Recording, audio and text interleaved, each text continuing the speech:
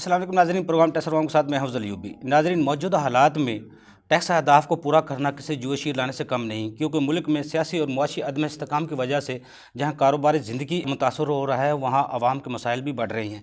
Punjab revenue authority मौजूदा हालात में किस तरह अपने टैक्स टारगेट को पूरा कर रही है, उसकी क्या पॉलिसीज़ हैं, उसकी क्या परफॉर्मेंस हैं, इस पर आज हम गुफ्तगू करेंगे। मैडम सोबिया, रजिस्ट्रेशन के आपके मसाइल लोगों के आते हैं, शिकायत आती हैं, क्योंकि FBR में सेल टैक्स की रजिस्ट्रेशन पहले किसी जुएशी लाने से कम नहीं थी, लेकिन अब वो चंद लम्हों में उसका एंटीन मिल जाता है, नंबर मिल जाता है। पंजाब रेवन्यू अथॉरिटी में क्या मसला है?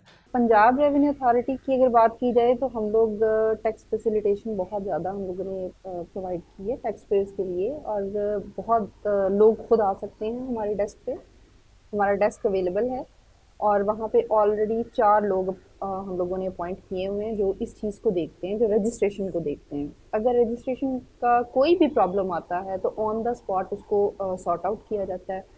इवन के हम लोगों की तरफ से लोग डिप्यूट किए जाते हैं, वो फील्ड में विजिट्स करते हैं और ऑन द स्पॉट लोगों की रजिस्ट्रेशन करते हैं। ये कोई मुश्किल काम नहीं, ये बहुत ही चेंज ऑफ ईजी है। पार्टिकुलर हैं, जब कोई बंदा उसको प्रोफाइल को फिल करता है, तो जो 5% वाले कैटेगरी वाले 16% वो दिखा देती है रजिस्ट्रेशन में, 16% वाले को 5% में दिखा देती है। वो मसाइल तो है ना, लोग उठते तो हैं। इसमें ये है कि जब लोग एफपीआर से अपना डेटा इंपोर्ट करते हैं तो टैक्स की वो जो कैटेगरी आती है उनकी, वो एफबीआर से इंपोर्ट होके आ जाती है, जबकि हमारे पास कैटेगरी करेक्ट जो पीआरए में जिस पे टैक्स उसने करना है उसमें हो सकता है कि वो रेट डिफरेंट हो, जिसकी वजह से वो 16 से, जैसे आपने कहा, वो 16% से 5% पे चली गई या 5% से 16% पे चली गई।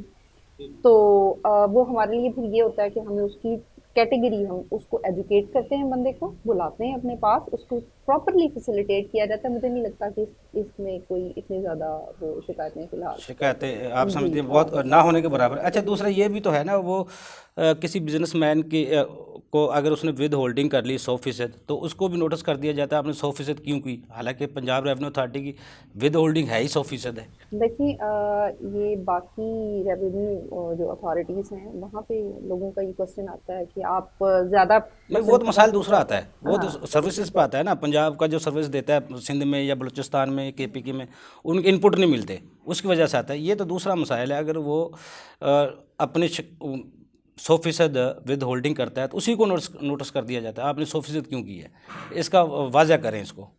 नहीं, इसमें ये है पीछे कि कुछ नोटिस जारी हुए हैं एडमिनिस्ट्रेटर नोटिस। की तरफ से, फिर उनको जवाब भी अच्छा, दिया गया है। अच्छा, उसमें एक चीज़ है कि हम लोगों को देखना पड़ेगा कि वो कौन सी सर्विस कैटेगरी है जिसमें ठीक है। किया जाता है। अब देखें, हमारे पास तो 4 सर्विस कैटेगरीज़ ऐसी हैं जिसमें 4 सेक्टर ऐसे हैं मेजर जिसमें हम लोग विद होल्डिंग कर ही नहीं रहे। उसमें कोई भी विद होल्डिंग नहीं करता। उसमें ये है, एग्जम्पशन है। लेकिन अगर लोगों के इस तरह के कोई मसाइल आ रहे हैं तो वो फिर हो सकता है कि इंडिविजुअल बेसिस पे हो। इंडिविजुअल की तो वैसे ही 100% है, हुँ, कंपनी की तो आप विद होल्डिंग करते ही नहीं है, हाँ, हालांकि जो दोनों एक्टिव बड़ी टैक्स रजीम पेयर है, हों। दोनों बड़ी एग्ज़ैक्टली, रजीम है ये। बिल्कुल, तो बिल्कुल। इनको भी हल करने की ज़रूरत है आपसे मैडम।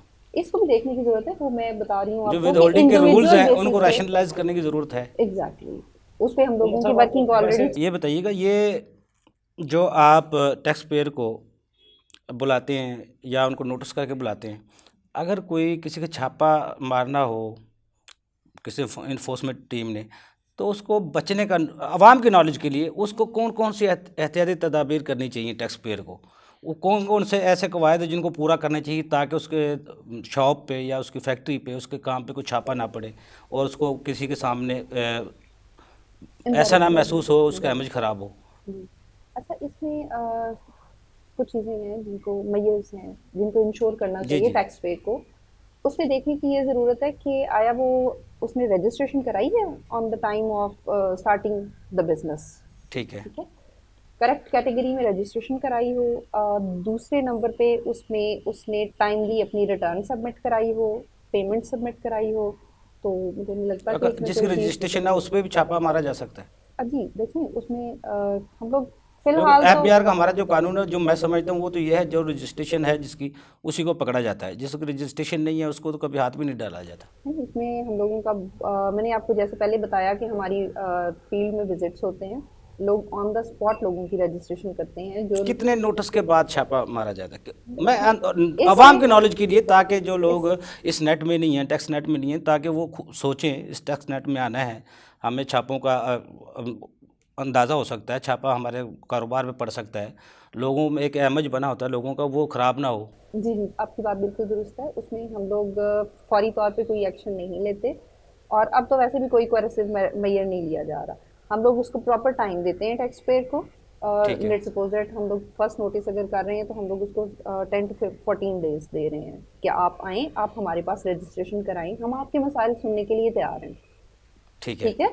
उसके बाद सेकंड नोटिस इश्यू किया जाता है and the thing Carey's on. अच्छा, दूसरा जो टैक्स बेस को बढ़ाने के लिए, टैक्स नेट को बढ़ाने के लिए जो आपको नोटिस से जारी किए जाते हैं, वो नए टैक्स पेयर को किए जाते हैं कि मौजूदा जो आपका ऑलरेडी टैक्स नेट में है उसको भी नोटिस कर दिया जाता है? नहीं, उसमें सबसे पहले हम लोग पूरी वर्किंग करते हैं अपनी। हर एक ऑफिसर को जो जुरिस्डिक्शन साइन की गई है वो अपनी पूरी जुरिस्डिक्शन में से देखता है कि कौन कौन से टैक्स बेस ऑलरेडी रजिस्टर्ड है और कौन से रजिस्टर्ड नहीं है। जी, जी।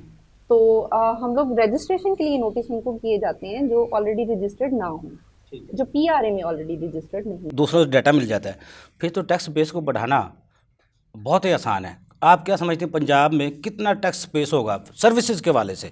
आप देखो 190 पे हम हैं, लेकिन जो मेरी इत्तला है ये पंजाब रेवेन्यू अथॉरिटी 400-500 अरब आसानी इकट्ठा कर सकती है। इतना स्पेस इसमें मौजूद है। अभी डॉक्टर इकरामुल हक साहब से मेरी कल लाइव प्रोग्राम में बात हो रही थी, वो जो मैयर बता रहे थे वो तो बहुत आसान है करने, इस तरह करके पीआरए 400-500 अरब रुपये इकट्ठा कर सकता है। अच्छा, इसमें मैं आपको बता दूं कि हमारे पास डेटा बिल्कुल हम लोग लेते हैं, थर्ड पार्टी से डेटा कलेक्ट किया जाता है और उस डेटा को सॉर्ट आउट किया जाता है। वो ठीक डेटा है। इंफॉर्मेशन की फॉर्म में होता है, वो कोई ऐसा डेटा नहीं होता जिसको हम लोग फौरी तौर पे जिस पे वर्किंग स्टार्ट कर सकें। ठीक है। सबसे पहले उस डेटा को देखा जाता है, एनालाइज किया जाता है कि इसमें ऑलरेडी रजिस्टर्ड टैक्स पेयर्स कितने हैं, जी, हमारे जी। पास ऑलरेडी कितने हैं रजिस्टर्ड। क्योंकि जितनी भी कंपनीज नई आती हैं एससीसीपी में, साथ ही हम लोग उनसे मंथली बेसिस पे या एनुअली बेसिस पे हम लोग बीच में टाइम एडजस्ट करके अपना डेटा कलेक्ट करना शुरू कर देते हैं। जी, जी। उसमें से सबसे पहले तो ये चीज़ एनालाइज की जाती है कि अनरजिस्टर्ड टैक्स पेयर्स हैं कितने। उन अनरजिस्टर्ड टैक्स पेयर्स को टैप किया जाता है, उस उन सेक्टर्स के उन टैक्स पेयर्स को टैप किया जाता है। अच्छा, इसमें एक चीज़ और नोट करने वाली है कि वो सिर्फ कंपनीज होती हैं। ठीक है। इंडिविजुअल एओपीज उनके लिए हर ऑफिसर अपनी अपनी जुरिस्डिक्शन में काम करता है और अपने टैक्स पेयर्स नए अच्छा, इस तलाश बजट करता में है। कोई नए टैक्स आए हैं आपके पंजाब रेवेन्यू अथॉरिटी, कुछ सर्विसेज बढ़ी हैं? इसमें आई डोंट थिंक सो, एक शायद कोई सर्विस अच्छा, कौन ऐड सी की गई सर्विस है। आपके ऐसी है जो सबसे ज़्यादा आपको टैक्स देती है, सबसे ज़्यादा जिसमें टैक्स आता है? टेलीकॉम की सर्विसेज हैं जिसमें सबसे ज़्यादा टैक्स आता है, हम अच्छा। लोग कलेक्ट करते हैं। और इंश्योरेंस की सर्विसेज हैं जिसमें हमारे पास टैक्स आता है ज़्यादा। ठीक है। और अगर आप टैक्स कलेक्शन की परसेंटेज के हिसाब से पूछें तो विद होल्डिंग में तकरीबन हमारे पास 30% ऑफ द टोटल अच्छा, इससे कलेक्शन पहले आपका रिम्स सॉफ्टवेयर था जिसमें आप नीलामी करवाते थे, इनामात देते थे, लोग पंजाब रेवेन्यू अथॉरिटी को जाना शुरू हो गए थे, वो फिर अब क्यों बंद है? एफबीआर ने वो स्टार्ट कर दिया, आपकी तकलीद एफबीआर ने कर लिया, आप उसको हट गए हैं। ऑनलाइन अपील का कॉन्सेप्ट पीआरए ने दिया, आज वो ऑनलाइन हो नहीं रही, अपील हो नहीं रही, ये आज एफबीआर कर रहा है। वो आप जो स्टेप लेते हैं वो एफबीआर उसको संभाल लेता है, पीआरए उससे पीछे हट जाता है। अच्छा, उसमें एक चीज़ है कि पहले ये हमारी पॉलिसी थी और इस पे काम हो रहा था इसको, और इसको मेरे ख्याल में दोबारा स्टार्ट करना किया चाहिए जाएगा। वैसे। उसमें आप। एक चीज़ है कि हम लोगों ने पहले रिम्स था, रेस्टोरेंट इनवॉइस जी, मॉनिटरिंग जी। सिस्टम, अब हम लोगों ने उसको एक्सपैंड किया है। अब हम लोग दोबारा शायद उस पर वर्किंग स्टार्ट करेंगे मे बी, और इस पे काम भी हो रहा है, देखा जा रहा है। उसमें ये है कि अब अच्छा हम मैडम, लोगों ने वैसे आपको सेक्टर्स। इख्तियारात दिए दिए जाएँ लाहौर के ही, कितने टैक्स पेयर आप पैदा कर सकती हैं, नए टैक्स पेयर? देखिए, पोटेंशियल तो बहुत है। आपको पता है कि बिजनेसेस रोज़ जी, जी। वो हो रहे हैं, नए बिजनेसेस आ रहे हैं, दूसरे दिन कोई और बिजनेस जो है वो शट डाउन हो रहा है।